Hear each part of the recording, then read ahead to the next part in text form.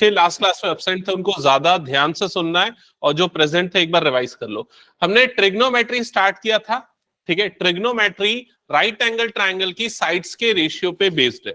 तो अगर right angle triangle है तो जो राइट एंगल वाला वर्टेक्स है, मतलब 90 डिग्री वाला जो वर्टेक्स है, उसकी अपोजिट साइड को बोला जाता है हाइपोटेनियस, वो लॉन्गेस्ट साइड होती है, ठीक है। और एक होता है बेस और दूसरा होता है परपेंडिकुलर। डिपेंड करता है, जैसे अगर मैं एंगल ए को कंसीडर कर रहा हूं तो उसके रिस्पेक्ट में बेस ये हो जाएगा और परपेंडिकुलर उसकी अपोजिट साइड हो जाएगी। अगर मैं एंगल सी को ले रहा हूं तो बेस हम इसको मानेंगे और परपेंडिकुलर इसको मानेंगे। ओरिएंटेशन के ऊपर डिपेंड करता है कि ट्राइंगल कैसे रखा हुआ है, ठीक है।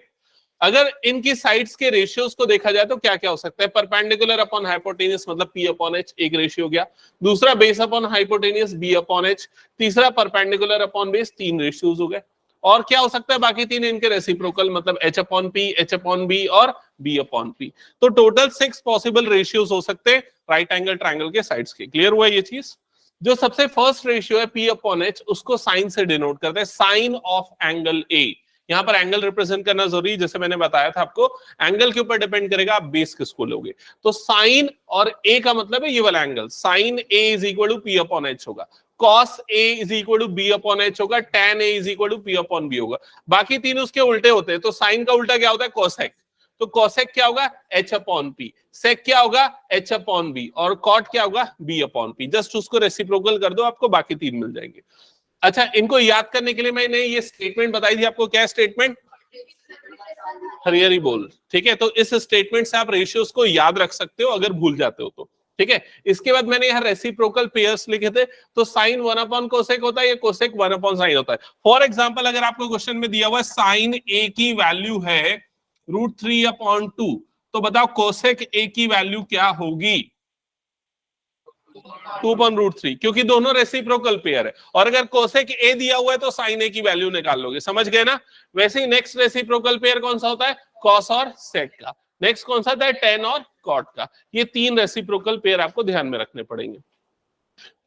फिर इसके बाद एक और नोट पॉइंट हमने देखा था, टेन इज इक्वल टू क्या होता है? टेन क्या होता है? Sine upon cos. कैसे आता है ये चीजें यहां पर बताई थी। और कॉट जो होगा वो क्या हो जाएगा? कॉस अपॉन साइन, ठीक है। ये सारे फॉर्मूले ध्यान में रखने पड़ेंगे। और फिर कुछ एग्जांपल्स हमने देखे थे कि कैसे हम ट्रिग्नोमेट्रिक रेशियोज को निकालेंगे, ठीक है। तो आज की क्लास में सबसे पहले मैंने जो क्वेश्चन दिया था आपको, यहां पर साइन ए की वैल्यू लिख दी थी, बाकी सारे ट्रिग्नोमेट्रिक रेशियोज निकालने थे, ये क्वेश्चन था। तो देखो किस तरह से सॉल्व करेंगे इस क्वेश्चन को, ध्यान देना। सबसे पहले तो sine A is equals to दिया हुआ है 1 अपॉन √2। तो साइन किसका रेशियो होता है? कौन से साइड्स का? देख लो, P upon H, perpendicular upon hypotenuse. तो ये साइन ए की जगह पे हम P अपॉन एच लिख सकते हैं। P upon H is equal to कितना हो गया? 1 अपॉन √2। क्लियर ये चीज? इससे परपेंडिकुलर की वैल्यू क्या हो जाएगी? 1, और हाइपोटेनियस कितना हो जाएगा? √2। तो यहाँ पर P इज इक्वल टू हमने लिख दिया 1 और H इज इक्वल टू हमने लिख दिया √2, ठीक है। अब उसके बाद तीसरी जो साइड होती है वो बच गई बेस, जो कि पता नहीं है हमको। तो वो निकालने के लिए हम क्या करेंगे? राइट एंगल ट्राइंगल का यूज करेंगे। राइट एंगल ट्राइंगल में बाकी दोनों मार्क कर देते।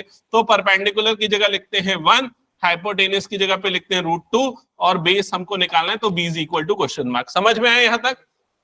अब राइट एंगल ट्राइंगल में जो थ्योरम अप्लाई होता है कौन सा होता है? Pythagoras theorem. तो पाइथागोरस थ्योरम से H square is equal to क्या होता है? Plus B square. एच की जगह, हाइपोटेनियस की जगह पे क्या आएगा? √2। तो ये √2 और उसका आ गया square is equal to perpendicular. तो क्या परपेंडिकुलर? 1, तो यहाँ आ जाएगा 1 स्क्वायर प्लस बेस पता नहीं है तो B square as it is रहेगा। √2 का स्क्वायर कितना होता है? 2। तो ये हो गया 2 इज इक्वल टू 1 का स्क्वायर होता है 1 प्लस बी स्क्वायर। क्लियर यहां तक सभी को? ये 1 गया इधर पे, तो 2 - 1 कितना हो जाता है? 1। तो B square is equal to हो गया 1। तो बेस की वैल्यू कितनी आ जाएगी? 1, क्योंकि 1 का रूट लोगे क्या आएगा? 1।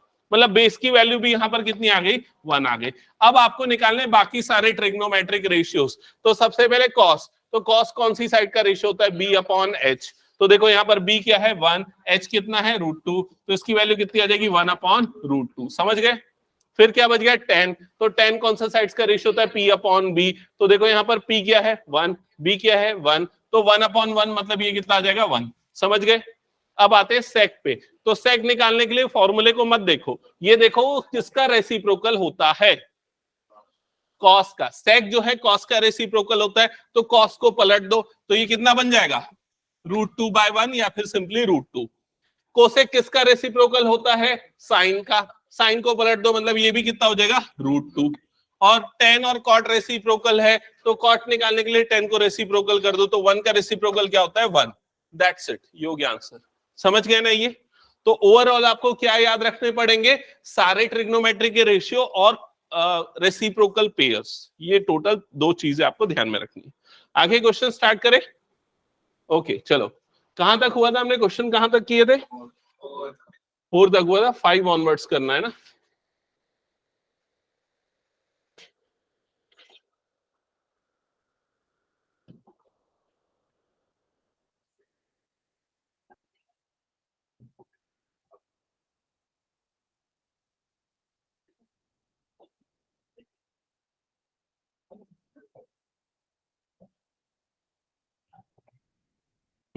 तो क्वेश्चन नंबर 5 आपको सामने यहां पर देख रहा है, एक बार जल्दी से पढ़ लो क्या लिखा हुआ है। क्या दिया हुआ है, सेक थीटा की वैल्यू आपको दी हुई है और क्या बोल रहा है, calculate all other trigonometric ratios, बाकी सारे ट्रिग्नोमेट्रिक रेशियोज यहां पर आपको निकालने हैं। तो सबसे पहले लिख देते हैं जो दिया हुआ है, तो यहां पर सेक थीटा, थीटा मतलब एंगल है ना, एक ही जगह पे थीटा लिख दिया, उससे कोई घबराने, ये सिंबल को पहली बार देख रहे हो क्या,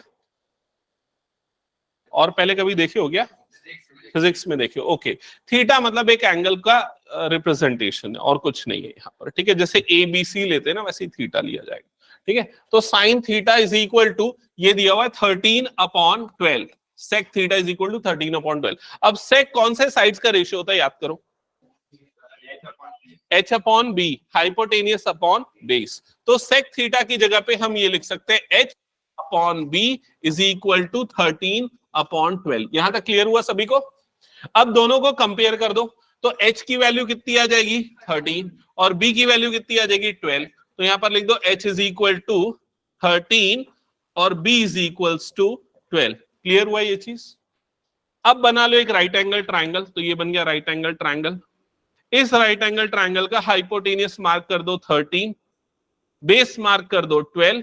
अब क्या निकालने को बच गया, परपेंडिकुलर पता नहीं है, बेस पता चल चुका है, हाइपोटेनियस पता चल चुका है।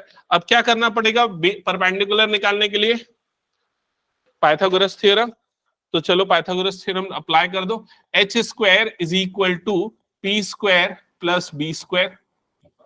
यहां पर वैल्यू रखते, तो h हाइपोटेनियस मतलब 13 का square is equal to perpendicular पता नहीं है, तो p² एज इट इज रहने देते, प्लस बेस, बेस कितना है यहाँ पर 12, तो क्या हो जाएगा ये 12 का स्क्वायर। यहां तक क्लियर? लास्ट क्लास में मैंने बोला था ये स्क्वायर्स याद रहने चाहिए, तो 13 का स्क्वायर क्या होता है, 169, good, is equals to p², 12 का स्क्वायर, वेरी गुड, 144। अब उसके दिए 144 के इस तरफ पे 169 minus 144 is equal to p², कितना होगा difference, 25 equal to p², correct. So p is equal to √25, that is 5। तो यहां पर परपेंडिकुलर मिल गया 5। क्लियर सबको यहां तक? ओके, अब आपको निकालने बाकी सारे ट्रिग्नोमेट्रिक रेशियोज। तो बताओ बाकी सारे ट्रिग्नोमेट्रिक रेशियोज कौन कौन से हैं। साइन, सबसे पहले आ जाते हैं साइन थीटा पे। साइन थीटा, वो साइन कौन से साइड्स का रेशियो होता है, P/H, परपेंडिकुलर अपॉन हाइपोटेनियस, और परपेंडिकुलर यहां दिया 5, हाइपोटेनियस हो गया 30। नेक्स्ट क्या बच गया, कॉस, तो कॉस थीटा, इसको सीधा यहीं से निकाल लो सेक से, इसको उल्टा कर दो, सेक और कॉस क्या होते हैं, रेसिप्रोकल होते हैं ना, तो इसको उल्टा कर दोगे तो कितना जाएगा, 12/30। समझ गए ना ये? और कौन सा बच गया, tan theta, P/B, perpendicular upon base, तो ये अपॉन ये, तो मतलब हो जाएगा 5/12। फिर कौन सा बच गया, कोसेक, कोसेक थीटा के लिए क्या करोगे, साइन को उल्टा कर दोगे, तो कितना आ जाएगा 13/5, 13/5। नेक्स्ट कौन सा बच गया, कॉट थीटा, 12/5, दैट्स इट। समझ गए?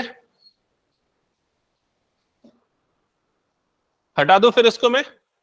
ओके चलो नेक्स्ट क्वेश्चन देखो, जिनका हो गया तो, किसी को कुछ डाउट है तो एक बार बता दो। ऑनलाइन में सबको समझ में आया, Anudesh, Shaurya, yes sir, Ayush? Yes sir, yes sir. Okay,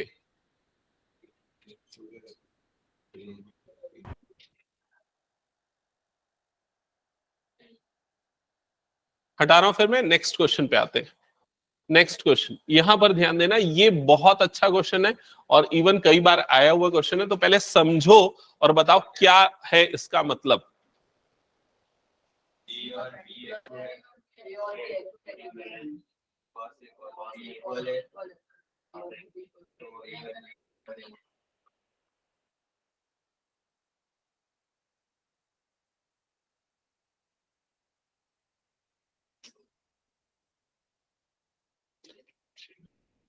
सबसे पहले क्या करें इसमें,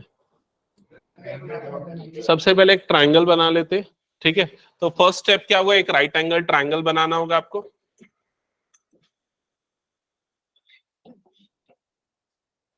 तो सबसे पहले हमने बना दिया एक राइट एंगल ट्राइंगल।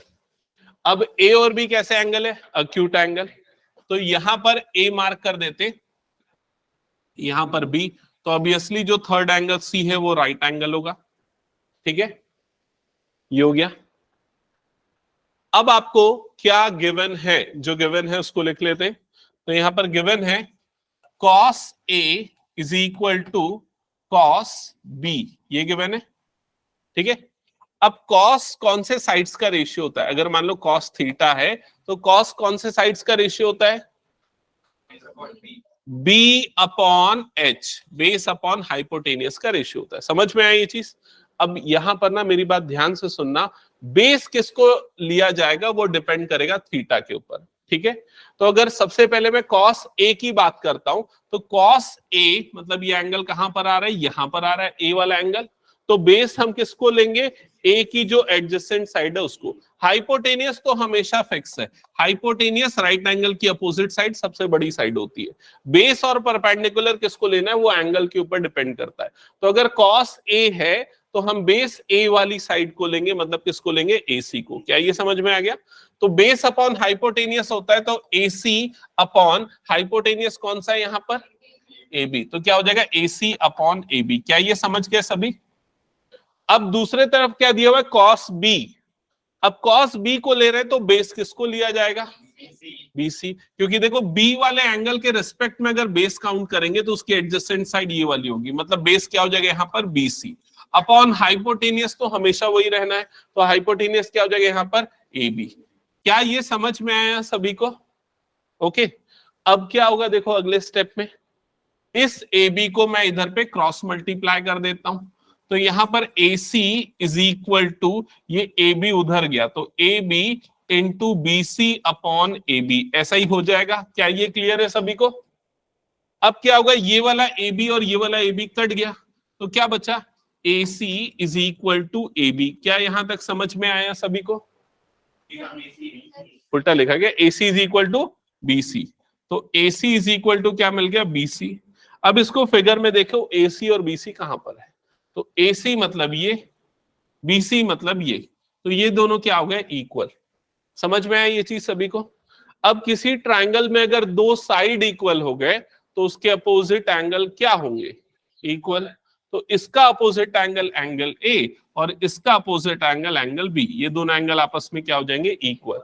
तो आपको बस इतना लिखना है, angle B is equal to angle A, और रीजन में आ जाएगा angles opposite to equal sides.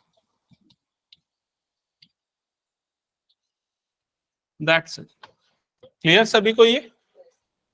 ये क्वेश्चन ना इंपॉर्टेंट है, कई बार आया हुआ है, तो ध्यान में रखना है इस क्वेश्चन को।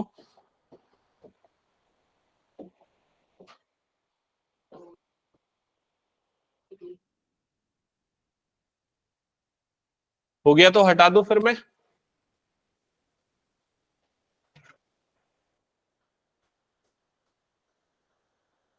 ठीक है, नेक्स्ट क्वेश्चन ये स्टार्ट करना है। ये क्वेश्चन भी आया हुआ क्वेश्चन है बोर्ड एग्जाम्स में, सिंपल है, लेकिन बस थोड़ा सा ध्यान देना पड़ेगा, और कैलकुलेशन में गलती करोगे यहां पर मैं बता रहा हूं, क्योंकि कैलकुलेशन आप लोगों का वीक है, बाकी ऐसा कोई नया नहीं है इस क्वेश्चन में। देखो क्या दिया हुआ है, पहले उसको लिख लेते हैं। आपको दिया हुआ है कॉट थीटा की value, cot theta is equal to 7/8। अब सबसे पहले क्या करोगे कि कॉट को देखोगे, कॉट कौन से साइड्स का रेशियो होता है, तो पेज पलटो और बताओ कौन से साइड का होता है, B upon P, base upon perpendicular. तो कॉट की जगह पे मैं क्या लिख दूंगा, base upon perpendicular is equal to 7 upon 8। क्या ये समझ में आया? इसका मतलब बेस कितना हो जाएगा 7 और परपेंडिकुलर कितना हो जाएगा 8। तो यहां पर लिख देते b is equal to 7 and p is equal to 8। अब तीसरा जो साइड बच गया वो क्या है, h। h हमको पता नहीं, वो हमको निकालना है। ठीक है, साथ में नोट डाउन करते चलना ना। तो इसके लिए सबसे पहले हम बना लेते हैं एक राइट एंगल ट्राइंगल। तो ये बन गया राइट एंगल ट्राइंगल। इस राइट एंगल ट्राइंगल में बेस की जगह पे आ गया 7, परपेंडिकुलर की जगह पे आ गया 8 और हाइपोटेनियस निकालना है, अभी पता नहीं है। ठीक है, तो कैसे निकालेंगे, उसके लिए हम यूज करेंगे फॉर्मूला, थ्योरम। कौन सा थ्योरम यूज करेंगे, Pythagoras theorem. H square is equal to P square plus B square. तो एच हाइपोटेनियस पता नहीं है, तो H square as it is equal to P, perpendicular कितना है 8, तो ये हो गया 8 स्क्वायर, प्लस बेस कितना है 7, तो ये हो गया 7 स्क्वायर। ठीक है, यहां तक क्लियर सभी को? Further H square is equal to 8 का स्क्वायर कितना होता है 64, प्लस 7 का स्क्वायर 49। दोनों को एडिशन करोगे तो दोनों का तो क्या आएगा 113, और h निकालने के लिए इसका रूट लेना पड़ेगा, मतलब कितना आ जाएगा रूट 113। मतलब यहां पर आपको हाइपोटेनियस भी मिल गया और वो कितना है रूट 113। यहां तक सबको क्लियर?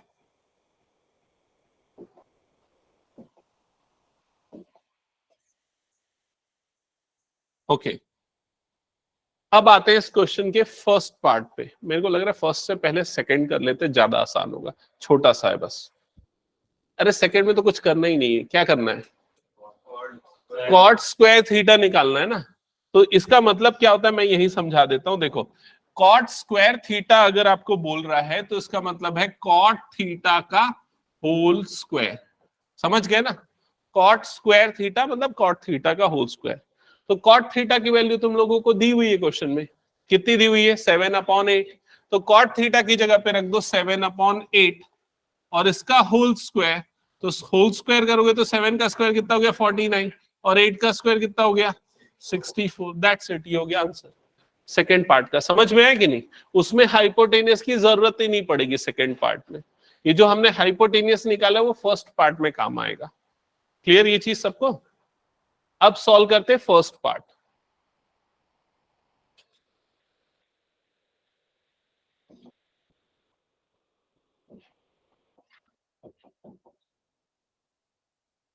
ओके, तो फर्स्ट पार्ट के लिए ध्यान देना, आपको क्वेश्चन में क्या दिया हुआ है।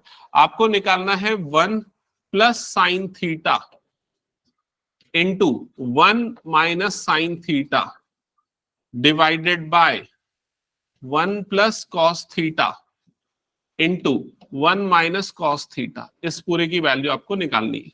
ठीक है, तो सबसे पहले हमारे पास दो तरीके, मैं बता रहा हूं सुनो ध्यान से। हम साइन थीटा कॉस थीटा निकाल ले और यहां पर पुट कर दे, एक तरीका ये है। दूसरा तरीका है पुट करने के पहले थोड़ा और सिंप्लीफाई कर ले। क्या ये और सिंप्लीफाई हो सकता है? कैसे हो सकता है, क्या कॉमन निकलेगा? हाँ हाँ बता। करेक्ट, यहां पर आइडेंटिटी लग सकती ना, a plus B into A minus B. दिख रहा है नीचे में भी same identity, a plus B into A minus B. क्या होता है a plus B A minus B? A square minus B square. a मतलब यहां पर क्या आ जाएगा 1 का स्क्वायर, माइनस b मतलब क्या आ जाएगा साइन थीटा का होल स्क्वायर। समझ में आई ये चीज, A square minus B square. Denominator में भी वही लगेगा, तो क्या हो जाएगा 1 स्क्वायर माइनस कॉस थीटा का होल स्क्वायर। क्या ये समझ में आया सभी को? ओके, अब साइन थीटा और कॉस थीटा की वैल्यू हमको पुट करनी है, अभी हमको पता नहीं है, तो वो वैल्यू हम पहले यहां लिख लेते हैं।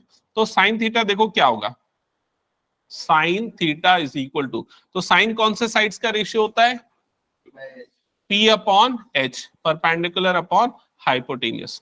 तो sine theta is equal to, check करो परपेंडिकुलर कितना आया था 8 और हाइपोटेनियस कितना है √113, तो ये हो जाएगा 8 अपॉन √113। क्या ये सबको क्लियर हो गया? ये साइन थीटा की वैल्यू मिल गई। अब क्या बच गया दूसरा कॉस थीटा। तो कॉस थीटा कौन से साइड्स का रेशियो होता है? B upon H। ये याद नहीं रहेगा ना तो क्वेश्चन नहीं बनेगा, ये याद रखना सबको जरूरी है। अब मैं रैंडमली किसी से पूछूंगा, ठीक है, इन जनरल ऐसा नहीं पूछूंगा। Cos theta is equal to base, तो बेस यहां पर कितना है 7, हाइपोटेनियस कितना है √113, तो ये हो जाएगा 7 अपॉन √113, ये आ गया कॉस थीटा। ठीक है, अब ये दोनों वैल्यूज को उठा के हम पुट कर देंगे इस जगह पे। तो 1 का स्क्वायर तो 1 ही होता है। हाँ, इसको थोड़ा ध्यान से करना ना, ऊपर में अच्छा खासा स्पेस रखना। देखो 1 का स्क्वायर तो 1 ही होता है, ये आ गया बीच में माइनस।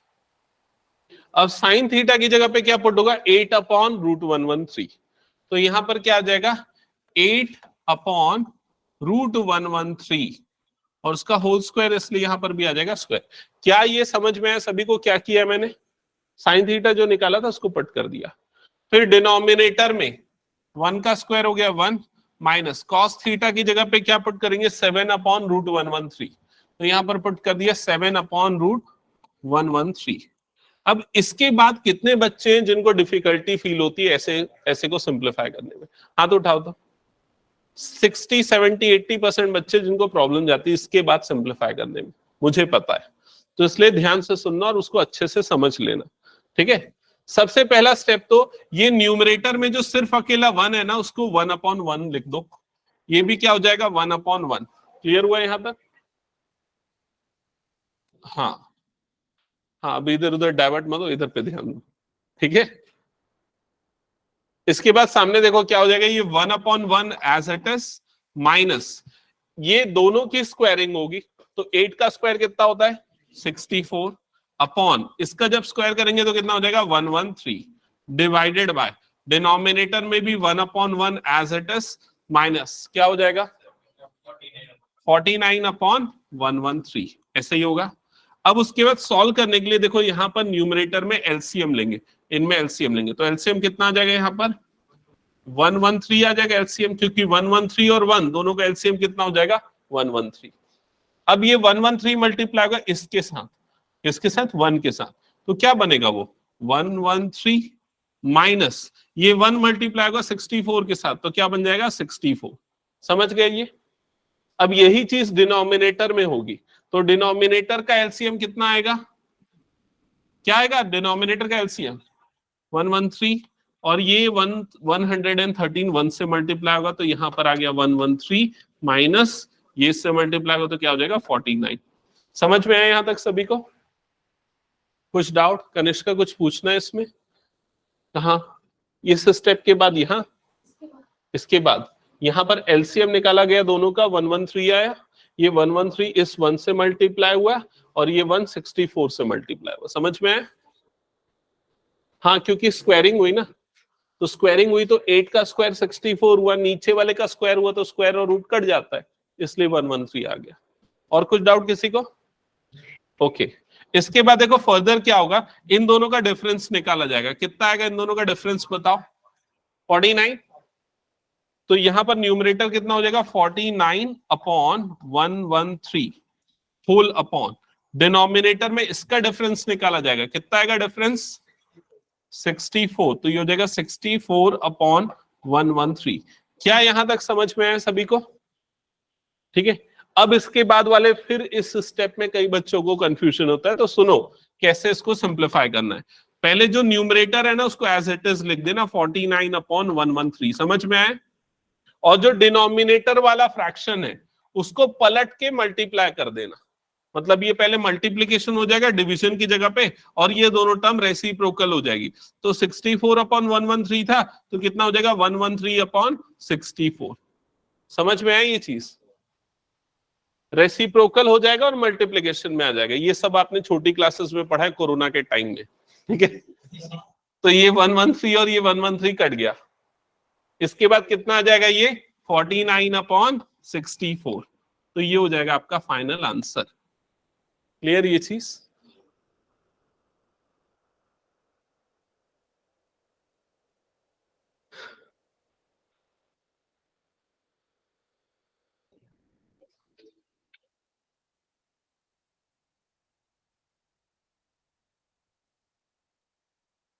इस क्वेश्चन का ऑब्जेक्टिव क्या था पता है?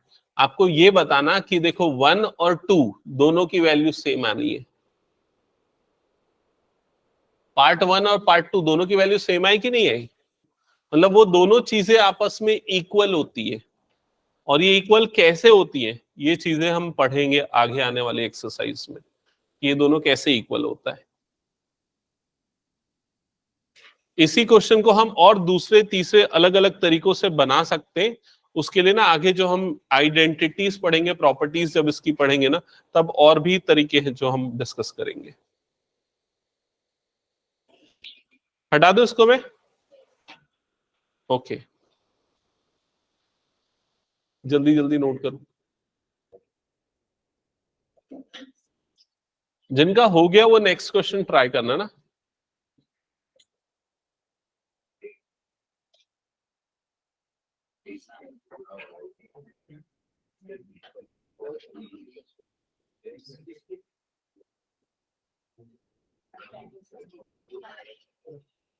बच्चा है क्या?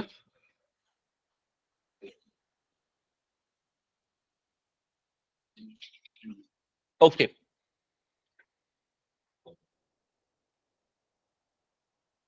क्वेश्चन समझ गए क्या लिखा हुआ है? ये आपको दिया हुआ है 3 cot a is equal to 4, ये दिया हुआ है और बोल रहा है कि ये और ये दोनों इक्वल हैं या फिर नहीं, चेक करके बताओ। जैसे पिछले दोनों को, पिछला वाला जो क्वेश्चन था उसमें दोनों पार्ट क्या रहे थे, इक्वल। यहां पर चेक करना है क्या ये दोनों पार्ट इक्वल है या नहीं। क्लियर ये चीज? तो सबसे पहले जो गिवन है उस पे आते हैं, क्या करें इस गिवन का, बताओ क्या करना चाहिए। Very good, 3 cot a is equal to 4 है और इस 3 को उधर भेज देंगे तो cot a is equal to कितना हो जाएगा, 4/3। करेक्ट। इसके बाद अब क्या करना चाहिए? करेक्ट। cot की जगह पे हम क्या लिख सकते हैं, b/p। तो यहां पर cot की जगह पे हमने लिख दिया b/p, that is equal to 4/3। यहां तक क्लियर सभी को? इसके बाद अब क्या करेंगे? करेक्ट, यहां से हमको बेस और परपेंडिकुलर मिल गया। बेस हो गया 4, परपेंडिकुलर हो गया 3। एक्चुअली ये जो मैं लिखता हूं ना, ये गलत लिखता हूं। बेस 4 परपेंडिकुलर 3, एक्चुअली इसको 4k 3k ऐसा लिखना चाहिए। ये रेशियोज में है, मतलब ये 4:3 इसका रेशियो है। 4 और 3 इसकी वैल्यू नहीं है, लेकिन मैं ऐसे ही चला लेता हूं क्योंकि आंसर में कोई डिफरेंसेस नहीं आएगा। एग्जाम्स में कैसे करना है, अगर यूजुअली ऐसे क्वेश्चंस आते हैं ना, तो आप इस तरह से लेके बना सकते हो, एग्जाम्स में फर्क नहीं पड़ना है। ठीक है, क्योंकि ये एमसीक्यू में आ सकता है ऐसा वाला क्वेश्चन, तो उसमें ज्यादा फर्क नहीं पड़ेगा। लेकिन एक्चुअल जो अप्रोच होगी मैं बताऊंगा आपको कि कैसे के लेके बनाना है। कई बच्चे ना कंफ्यूज हो जाते हैं, इसलिए मैं डायरेक्टली ये अप्लाई करना चालू कर दिया। ठीक है, तो ये P और B मिल गया। अब क्या बच गया, हाइपोटेनियस H। तो H इज इक्वल्स टू, अभी फाइंड आउट करना है, तो उसके लिए लगाएंगे पाइथागोरस थ्योरम। तो यहां पर सबसे पहले हमने राइट एंगल ट्रायंगल ले लिया, उसमें मार्क कर दिया बेस की जगह पे 4, परपेंडिकुलर की जगह पे 3 और बच गया हाइपोटेनियस निकालना। तो इसके लिए पाइथागोरस थ्योरम अप्लाई कर देते। h² is equal to p² plus b²। h² is equal to perpendicular, कितना है परपेंडिकुलर 3, तो ये हो जाएगा 3² प्लस बेस, बेस कितना है 4, तो यहां पर क्या हो जाएगा 4²। तो h² इज इक्वल टू 3 का स्क्वायर क्या हो जाएगा 9, 4 का स्क्वायर कितना हो जाएगा 16। सो h² इज इक्वल टू कितना आ जाएगा 25, जिससे h की वैल्यू कितनी आ जाएगी 5। ये आ गया हाइपोटेनियस 5। सबको समझ में आ गया यहां तक? ओके, अब इसके बाद हमको चेक करना है क्या ये दोनों पार्ट्स इक्वल हैं या नहीं। तो हमको दोनों पार्ट्स कैलकुलेट करने पड़ेंगे। तो सबसे पहले हम निकालते हैं लेफ्ट हैंड साइड LHS। तो यहां पर लिख देते हैं LHS लेफ्ट हैंड साइड, जो कि क्या दिया हुआ है 1 minus tan² A divided by 1 plus tan² A। ठीक है, तो इसके लिए आपको tan की वैल्यू पता होनी चाहिए। तो tan की वैल्यू निकाल लेते हैं tan A 10 कौन से साइड्स का रेशियो होता है? बी बाय, फिर से बोलो एक बार, P by B, perpendicular upon base, याद रखो, ठीक है, P upon B, perpendicular upon base. तो tan A is equal to, perpendicular यहां पर क्या हो गया 3, बेस कितना हो गया 4, तो tan A की वैल्यू कितनी आ गई 3 अपॉन 4। क्लियर यहां तक सभी को? अब इसके बाद यहां वैल्यू पुट करते हैं, तो इसके बाद फिर से थोड़ा केयरफुली पुट करना, क्योंकि इसमें प्रॉब्लम हो सकती है, फ्रैक्शन में फ्रैक्शन आने वाला है इस वजह से। तो सबसे पहले 1 को एज इट इज लिखता हूं, 1 माइनस tan स्क्वायर ए, मतलब tan की वैल्यू पुट करो फिर उसकी स्क्वायरिंग करो।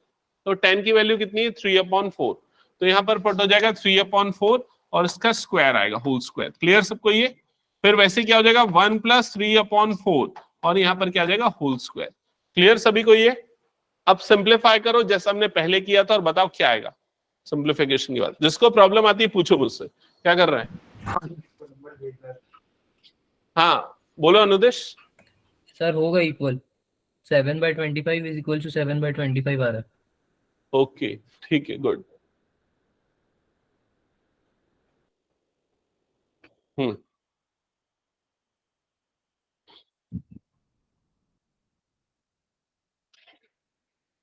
पृथ्वी बन रहा है कि नहीं बन रहा है?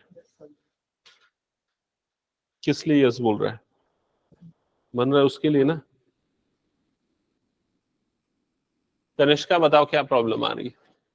पहले तो फॉर्मूला आज याद करो, पूरी रिकॉर्डिंग देखो पुरानी वाली, ठीक है, जो क्लास मिस हुई है देख के आना चाहिए ना, अगर मिस हुआ तो।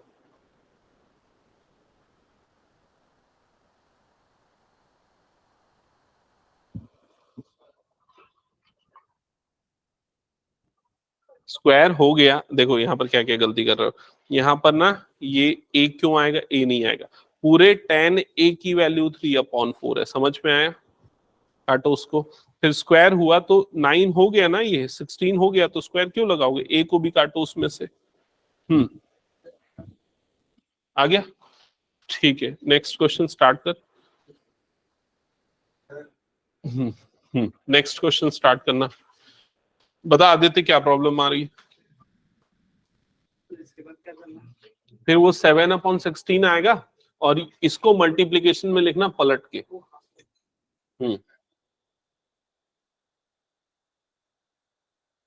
हाँ बताओ क्या प्रॉब्लम है, इसके बाद कैसे सॉल्व कर रहे हैं? दिखाओ पेन, तुम्हारा भी यहाँ तक आ चुका है। देखो फिर ये न्यूमरेटर में मैं बताया ना 1 को लिखना 1/1 माइनस ये कितना हो गया 9/16, ये कितना हो गया 1/1 प्लस 9/16। समझ में है? अब क्या करना, ये एलसीएम आ गया, यहाँ पर दोनों में एलसीएम लेना, तो कितना आएगा एलसीएम इन दोनों का 16, ये 16 मल्टीप्लाई होगा 1 के साथ, 16 माइनस कितना हो जाएगा 9, डिनोमिनेटर में क्या होगा कनिष्का बताओ? ये 16 1 से गया मल्टीप्लाई हुआ तो कितना हो गया 16, ये इससे मल्टीप्लाई हुआ।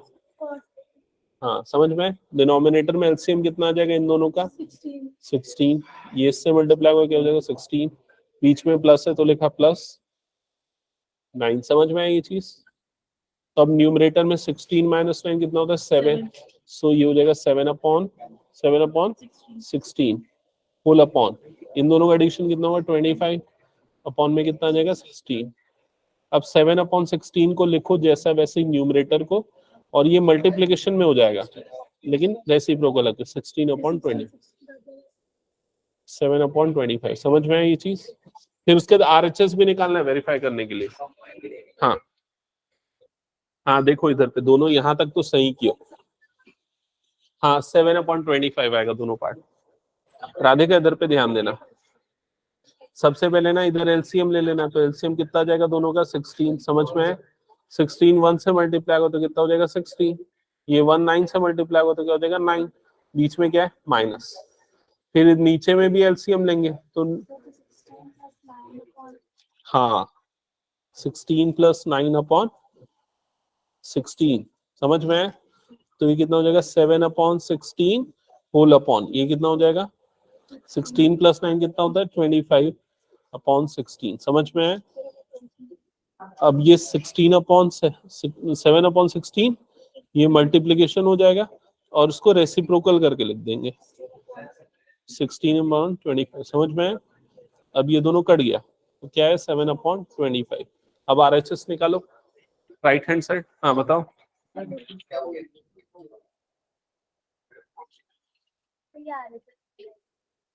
अच्छा ये वाला पार्ट है क्या? ये कुछ तो भी गड़बड़ है, गड़बड़ है, ये गलत है।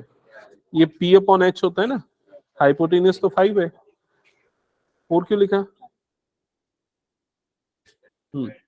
तो ये 9/25, फिर आगे वो 7/।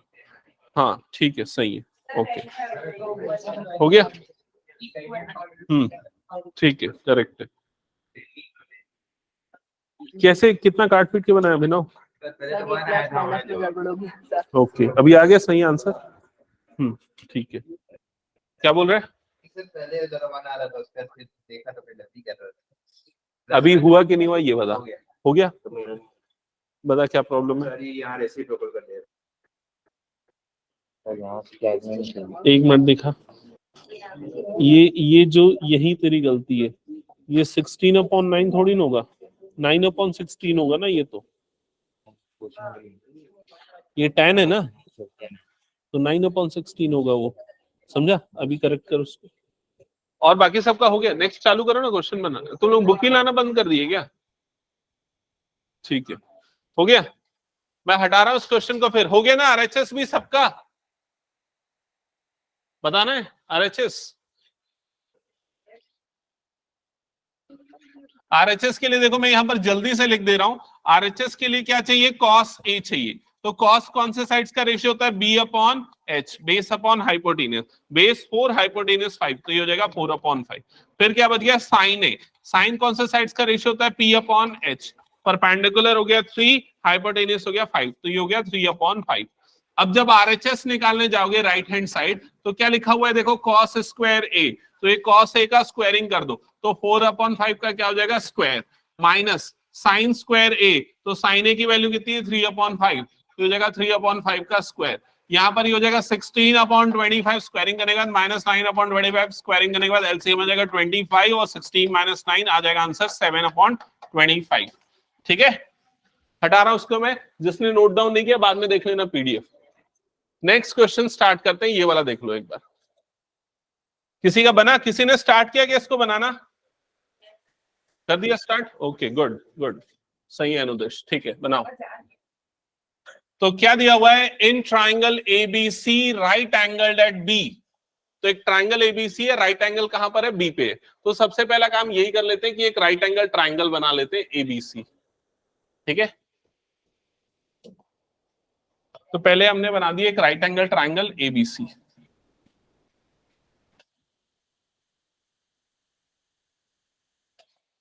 राइट एंगल वाला वर्टेक्स बी है, तो यहां पर मार्क कर देते, ये हो गया बी। ये वाले वर्टेक्स को ले लेते ए, और ये वाले वर्टेक्स को ले लेते सी। ठीक है, अब दिया हुआ tan a की वैल्यू 1/√3 है, तो यहां पर ये चीज भी लिख देते, tan a = 1/√3 है, तो tan a = 1/√3, ये लिख दिया हमने। अब tan कौन से साइड्स का रेशियो होता है? एक मिनट, जिससे पूछूंगा वो बताना। आदित्य बता, tan कौन से साइड्स का रेशियो होता है? P/B, पक्का? ठीक है, tan होता है P/B, तो परपेंडिकुलर अपॉन बेस। तो इससे परपेंडिकुलर कितना आ जाएगा? 1, और बेस कितना आ जाएगा? √3। समझ में आ गया? तीसरी जो साइड बच गई वो कौन सी है? हाइपोटेनियस। उसके लिए लगा देंगे पाइथागोरस, 2 आएगा। Okay, h² = p² + b²। हाँ सही है, 2 आएगा।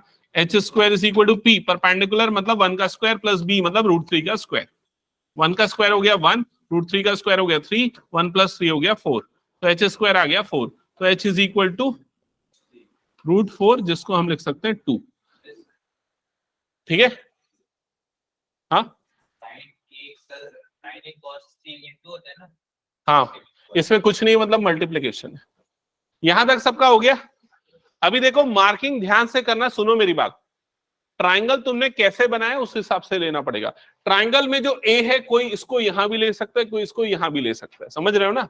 तो मैंने जैसे यहां पर ए को यहां पर लिया हुआ है ना, तो मेरा बेस कौन सा होगा? ये वाला होगा। समझ गए ना ये चीज? तो बेस कितना आया दिया हुआ है हमको? √3, मतलब ए बी की जो लेंथ है वो कितनी हो जाएगी? √3। ये ध्यान में रखना पड़ेगा आप लोगों को। समझ गए ना? अगर तुमने ए यहां पर लिया हुआ है तो ये वाला बेस काउंट होगा और ये वाला जो लेंथ है ना ये √3 आएगा। ठीक है, तो देख लो कैसे जैसा फिगर बना है। फिर क्या बच गया? बीसी। बीसी मतलब है परपेंडिकुलर, तो परपेंडिकुलर कितना दिया हुआ है? 1, तो ये वाली लाइन डायरेक्टली आ गई 1। समझ गए ये चीज? और हाइपोटेनियस वो तो हमेशा फिक्स होता है, वो आपने निकाल लिया, वो कितना है? 2। ये आ गया, ये आ गई तीनों साइड्स। क्लियर है यहां तक सभी को? अब देखो यहां पर अब जो बाकी बची चीजें जो निकालनी है हमको, वो क्या है? सबसे पहले sign A cos C cos A sign सी, मतलब ये चारों कॉम्बिनेशंस यहां पर आपको निकालने पड़ेंगे। तो एक काम करते हैं, उसको चारों को एक एक करके लिखते हैं।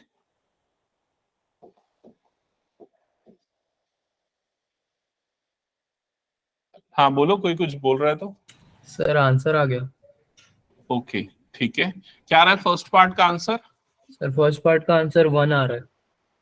फर्स्ट पार्ट का आंसर 1 आ रहा है, ठीक है, सही है, ओके करेक्ट है। बाकी लोग इधर पे ध्यान देना, साइन ए, सेकंड का 0 आ रहा है। 0 हाँ करेक्ट है, सेकंड का 0 आएगा। साइन ए, तो देखो साइन कौन से साइड्स का रेशियो होगा? साइन होता है P upon H, perpendicular upon hypotenuse. तो परपेंडिकुलर यहां पर क्या काउंट होगा? 1 अपॉन हाइपोटेनियस क्या हो गया यहां पर? 2, तो साइन ए की वैल्यू हो गई 1/2। अब इसके बाद निकाल लेते हैं कॉस ए। तो कॉस ए कौन से साइड्स का रेशियो होता है? बेस अपॉन हाइपोटेनियस, तो बेस हो जाएगा √3 और हाइपोटेनियस क्या हो गया यहां पर? 2, तो ये कितना हो जाएगा? √3/2। क्या ये चीज क्लियर? जब ए के रेस्पेक्ट में निकाल रहे हैं तब की सिचुएशन है, ठीक है। अब बात करते हैं जब हमको निकालना है साइन सी, तो जब हम सी के रेस्पेक्ट में ले रहे हैं तो ये वाला एंगल जो है इसकी एडजेसेंट साइड अब हमारी बेस हो जाएगी। मतलब बेस क्या काउंट होगा? 1 और परपेंडिकुलर क्या हो जाएगा अब यहां पर? 3, √3। समझ में आई ये चीज? तो साइन सी ये होता है परपेंडिकुलर अपॉन हाइपोटेनियस, तो इसकी वैल्यू कितनी हो जाएगी? √3/2, यह आ जाएगा √3/2। फिर दूसरा क्या बच गया? कॉस सी, तो कॉस सी की वैल्यू क्या होती है? बेस अपॉन हाइपोटेनियस, और बेस अब हम इसकी एडजेसेंट साइड को, सी की एडजेसेंट साइड को लेंगे, मतलब कि 1 अपॉन हाइपोटेनियस कितना हो गया? 2। तो क्या ये चीजें सबकी हो गई यहां तक का कैलकुलेशन? एक बार बताओ, हो गया क्या?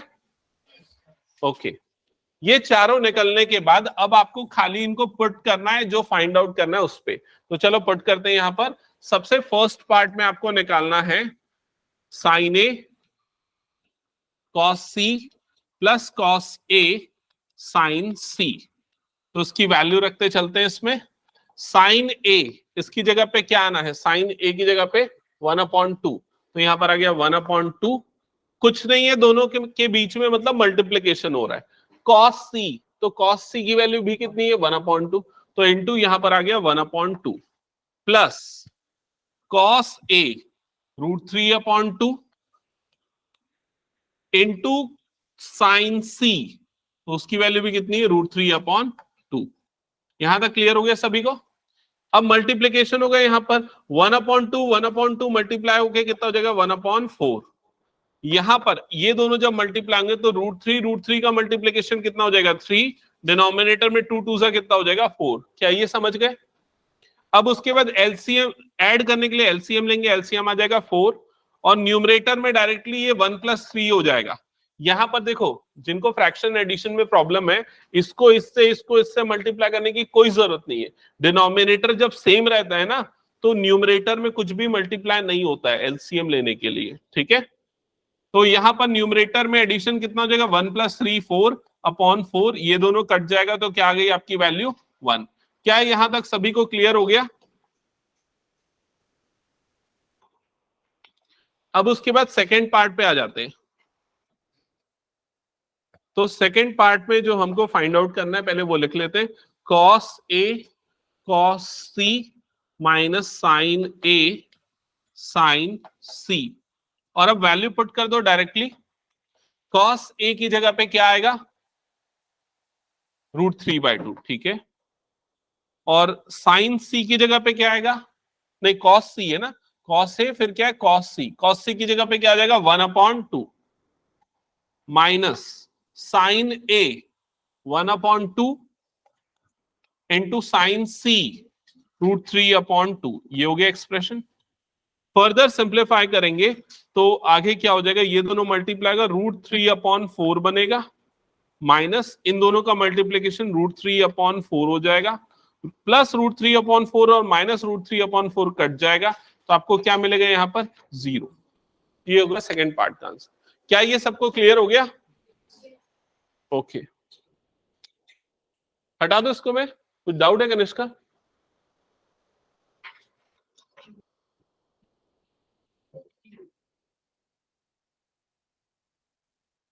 ओके, नेक्स्ट क्वेश्चन, चलो स्टार्ट करो इसको बनाना।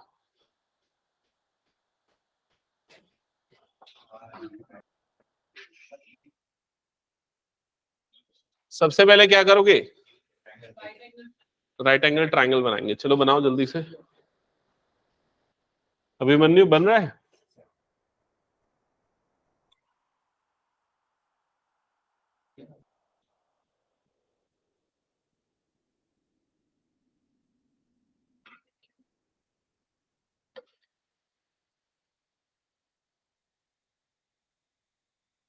इस क्वेश्चन को ट्राई करो एक बार।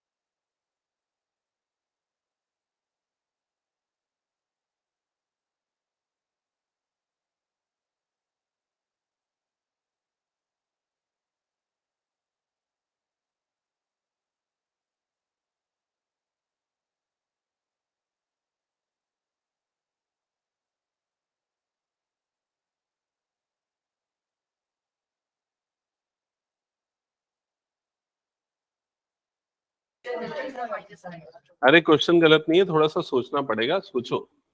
बताऊं? ओके, चलो इधर पे ध्यान देना। सबसे पहले ट्रायंगल बना लिया ना सबने?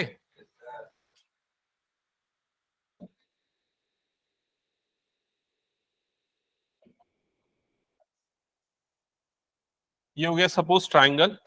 अब ट्रायंगल राइट एंगल कौन से वर्टेक्स पे है? पी पे, क्यू पे है ना? हाँ, तो ये वाले वर्टेक्स को हम मार्क कर देते हैं क्यू। ठीक है, अब P और R बच गया, तो यहां पर जो वैल्यू निकालनी है हमको, साइन P है, कॉस P है और टेन P है। तो बेटर ये होगा P वाला वर्टेक्स नीचे ले लो, तो P यहां पर हो गया, ये हो गया राइट एंगल, और ये वाला ले लो R। समझ गए? ताकि बेस और परपेंडिकुलर में कंफ्यूजन ना हो। अब उसके बाद और क्या दिया हुआ है आप लोगों को क्वेश्चन में, वो देख लो एक बार। तो यहां पर दिया हुआ है PQ की वैल्यू दी हुई है 5, तो PQ मतलब ये बेस आपको दे दिया है 5। ठीक है, ये भी हो गया। अब और क्या दिया हुआ है? PR और QR का सम दिया हुआ है। PR और QR का सम, दोनों की वैल्यू नहीं दी हुई है। तो अगर मैं अज्यूम करूं कि ये जो QR की वैल्यू अगर मान लेता हूं मैं X है, समझ रहे हो ना? क्या दिया हुआ है? PR plus QR is equal to दिया हुआ है 25, और मैंने यहां पर क्या अज्यूम किया है कि PR की QR की जो वैल्यू उसको क्या अज्यूम किया? X। तो QR की जगह पे डाल दो X, तो क्या हो जाएगा? PR plus X is equal to 25। तो PR की लेंथ कितनी आ जाएगी? 25 माइनस X। PR मतलब ये हाइपोटेनियस, ये कितना मिल गया? 25 माइनस X। क्या ये समझ में आया सभी को? ठीक है, तो बेस हमारा हो गया 5, परपेंडिकुलर हो गया X, और हाइपोटेनियस हो गया 25 माइनस X। ठीक है, अब सबसे पहले हमको क्या निकालना पड़ेगा, x। अगर x मिलेगा तभी बाकी सारी साइड्स मिलेंगी। तो x निकालने के लिए क्या करें, पाइथागोरस थ्योरम। तो पाइथागोरस थ्योरम अप्लाई करते हैं, H square is equal to P square plus B square. तो h हाइपोटेनियस की जगह पे क्या आएगा, ये 25 माइनस एक्स का whole square is equal to perpendicular. तो परपेंडिकुलर की जगह पे क्या आएगा, X square plus base, base की जगह पे क्या आ जाएगा, 5 का स्क्वायर। क्या यहां तक सबको क्लियर है? ओके। अब इसके बाद मेरी बात ध्यान से सुनना, लेफ्ट हैंड साइड में क्या करना पड़ेगा, आइडेंटिटी a माइनस बी का होल स्क्वायर। तो क्या होता है a माइनस बी का whole square, a square plus B square minus 2ab। ठीक है, राइट हैंड साइड में जैसा है वैसा ही रहने दो, खाली 5 के स्क्वायर को क्या लिख दो, 25। समझ गए यहां तक? यहां पर कई बच्चे ये भी कर देते, a का स्क्वायर माइनस बी का स्क्वायर, वैसा मत करना। ऐसी गलती मैं चेक करता हूं, आपके आंसर शीट में दिखती है। ठीक है, आइडेंटिटी सही अप्लाई नहीं करते तो वो गलतियां मत करना। ये हो गया। अब 25 का स्क्वायर कितना होता है, 625 प्लस ये हो गया एक्स स्क्वायर माइनस इन तीनों का मल्टीप्लीकेशन कितना होगा, 50x, और राइट हैंड साइड में ये हो गया एक्स स्क्वायर प्लस 25। क्या यहां तक सबको क्लियर है? अब क्या होगा और कैसे सिंप्लीफाई होगा बताओ। ये वाला देखो, यहां सबको दिख रहा है ना, ये वाला एक्स स्क्वायर और ये वाला एक्स स्क्वायर कैंसल आउट हो जाएगा। क्यों? क्योंकि दोनों अपोजिट साइड है और दोनों के साइन एक जैसे। तो ये वाला एक्स स्क्वायर और ये वाला एक्स स्क्वायर कट गया। अब क्या करेंगे, ये वाली टर्म को माइनस 50x को भेज देते उधर, और ये वाली टर्म को हम भेज देते इधर पे।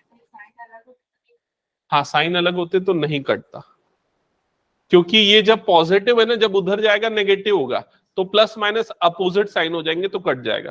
तो अगर इक्वल टू के दोनों अलग अलग तरफ है, सेम साइन है तो कटेंगे। समझ में आए? तो इधर पे कितना हो जाएगा, 625, और ये 25 इधर आया तो क्या हो गया, माइनस 25 इज इक्वल टू कितना हो गया, 50x। कितना होगा दोनों का difference, 600 is equal to 50x। ठीक है, तो ये 650 डिनोमिनेटर में आ जाएगा, 0 और 0 कटा, 5 1 जा 5, 5 2 जा 10। तो x की वैल्यू कितनी आ गई, 12। क्या यहां तक सभी का हुआ? x मतलब कि परपेंडिकुलर मिल गया आपको यहां पर 12। अब क्या बच गया निकालने के लिए, हाइपोटेनियस। तो वो कितना आएगा, 13। यहां पर 12 डाल दो तो ये आ गया 13। तो आपको तीनों साइड्स मिल गई इस राइट एंगल ट्राइंगल की। यहां तक सबको क्लियर हो गया? अब क्या निकालना है इस क्वेश्चन में वो देख लेते हैं। आपको सबसे पहले निकालना है साइन P। तो साइन कौन से साइड्स का रेशियो होता है, P upon H, perpendicular upon hypotenuse. तो यहां परपेंडिकुलर कितना है, परपेंडिकुलर कितना है, 12 अपॉन हाइपोटेनियस 30। फिर क्या निकालना है, कॉस P। ये कौन से साइड का रेशियो होता है, B अपॉन H। तो यहां पर बेस कितना दिया हुआ है, 5, हाइपोटेनियस है 13। लास्ट क्या निकालना है, tan P। ये होता है परपेंडिकुलर अपॉन बेस, तो ये आ जाएगा 12 अपॉन 5। दैट्स इट, ये हो गया आंसर। क्या ये समझ में आया सभी को? ओके। जितने भी क्वेश्चंस आज की क्लास में हमने किए उनको एक बार खुद से ट्राई करके आना। ठीक है, एक बार खुद से बना के देखोगे तब समझ में आएगा सेम चीजें बन रही है कि नहीं। और एग्जाम्पल्स जो है इससे रिलेटेड अभी तक जो फर्स्ट एक्सरसाइज के पहले के एग्जाम्पल्स है वो कंप्लीट करके आना। ठीक है, एक क्वेश्चन मेरे ख्याल से बच गया है, ट्रू और फॉल्स वाला क्वेश्चन है। ये नेक्स्ट क्लास में मैं डिस्कस करूंगा, इससे पता भी चल जाएगा रिवाइज करके आए हो कि नहीं। ठीक है।